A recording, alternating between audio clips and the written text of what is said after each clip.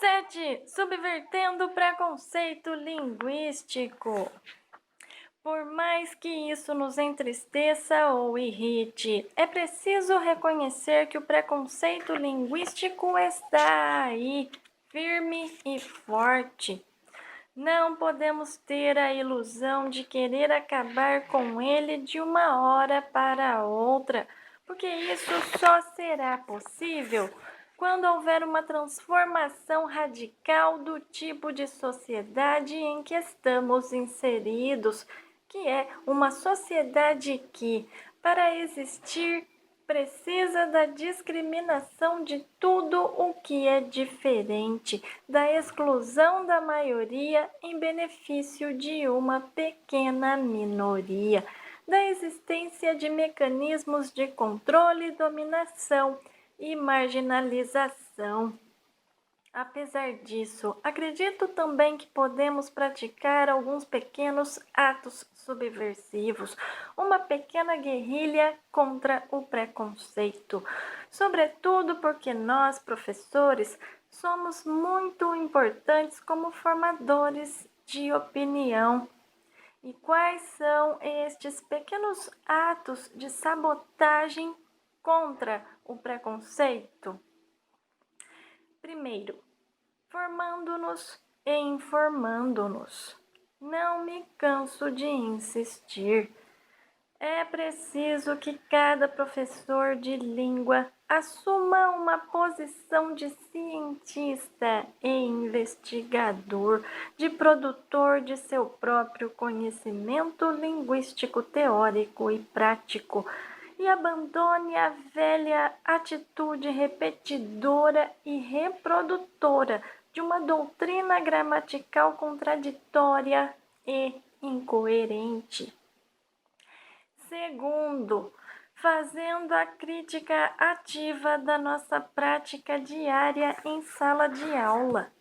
Por questão de sobrevivência, às vezes até sobrevivência física mesmo, talvez tenhamos de continuar ensinando aquelas coisas que nos são cobradas pela sociedade, pela direção das escolas, pelos pais dos nossos alunos.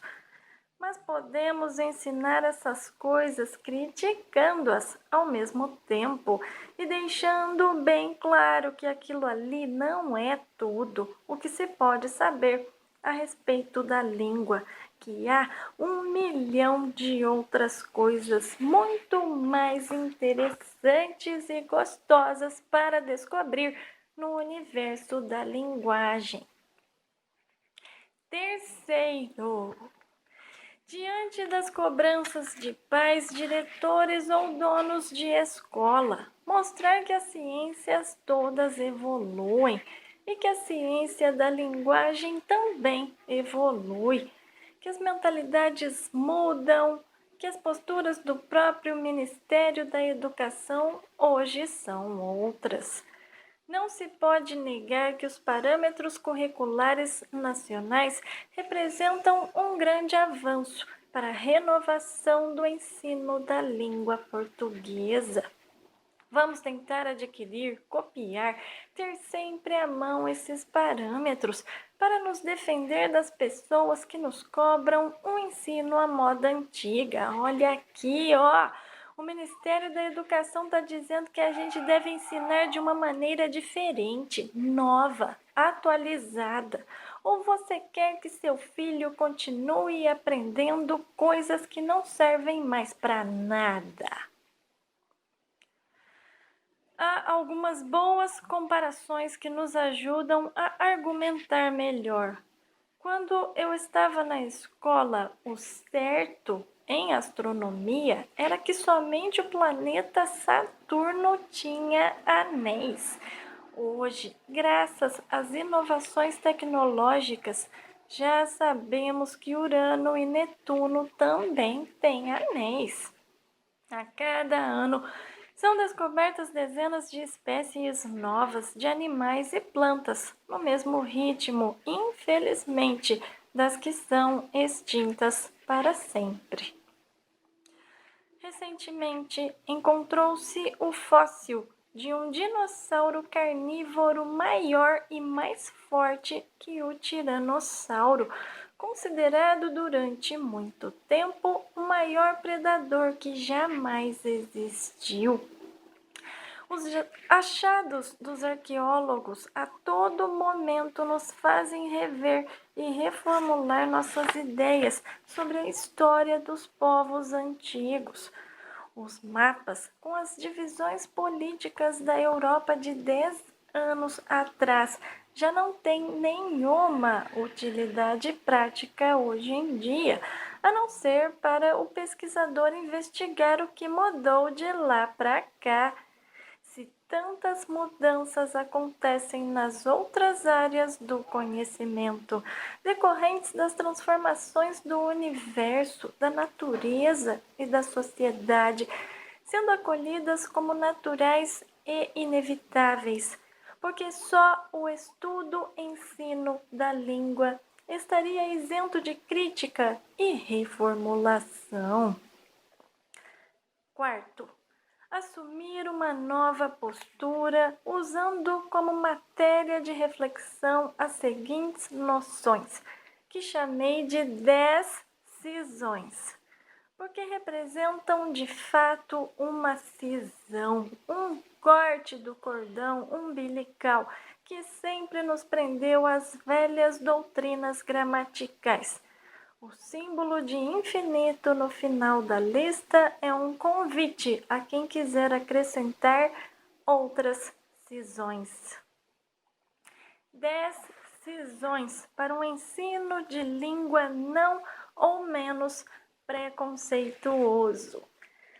1. Conscientizar-se de que todo falante nativo de uma língua é um usuário competente dessa língua, por isso ele sabe essa língua.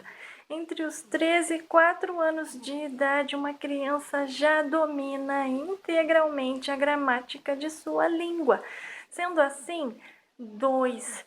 Aceitar a ideia de que não existe erro de português. Existem diferenças de uso ou alternativas de uso em relação à regra única proposta pela gramática normativa. 3. Não confundir erro de português, que afinal não existe, com simples erro de ortografia. A ortografia é artificial, ao contrário da língua, que é natural. A ortografia é uma decisão política, é imposta por decreto, por isso ela pode mudar e muda de uma época para outra. Em 1899, as pessoas estudavam PSYCHOLOGIA, psicologia, e história do EGYPTO, história do Egito. Em 1999, elas estudam psicologia e história do Egito. Línguas que não têm escrita nem por isso deixam de ter sua gramática. 4. Reconhecer que tudo que a gramática tradicional chama de erro é, na verdade, um fenômeno que tem uma explicação científica perfeitamente demonstrável. Se milhões de pessoas cultas, inclusive, estão optando por um uso que difere da regra prescrita nas gramáticas normativas, é porque há alguma regra nova sobrepondo-se à antiga.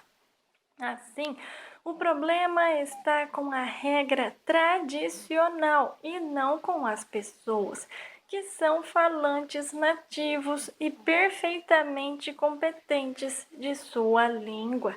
Nada é por acaso. 5. Conscientizar-se de que toda língua muda e varia. O que hoje é visto como certo já foi erro no passado. O que hoje é considerado erro pode vir a ser perfeitamente aceito como certo no futuro da língua. Um exemplo: no português medieval existia um verbo, leixar, que aparece até na carta de Pero Vaz de Caminha ao rei Dom Manuel I. Com o tempo, esse verbo foi sendo pronunciado deixar, porque D e L são consoantes aparentadas, o que permitiu a troca de uma pela outra. Hoje, quem pronunciar leixar vai estar cometendo um erro. Vai ser acusado de desleixo, muito embora essa forma seja mais próxima da origem latina, lasciare. Compare-se, por exemplo, o francês laisser e o italiano lasciare. Por isso, é bom evitar classificar algum fenômeno gramatical de erro. Ele pode ser, na verdade, um indício do que será a língua no futuro. 6. Dar-se conta de que a língua portuguesa não vai nem bem nem mal, ela simplesmente vai. Isto é, segue seu rumo, prossegue em sua evolução, em sua transformação, que não pode ser detida, a não ser com a eliminação física de todos os seus falantes. 7. Respeitar a variedade linguística de toda e qualquer pessoa, pois isso equivale a respeitar a integridade física e espiritual dessa pessoa como ser humano, porque 8. A língua permeia tudo, ela nos constitui enquanto seres humanos. Nós somos a língua que falamos. A língua que falamos molda nosso modo de ver o mundo, e nosso modo de ver o mundo molda a língua que falamos. Para os falantes de português, por exemplo, a diferença entre ser e estar é fundamental.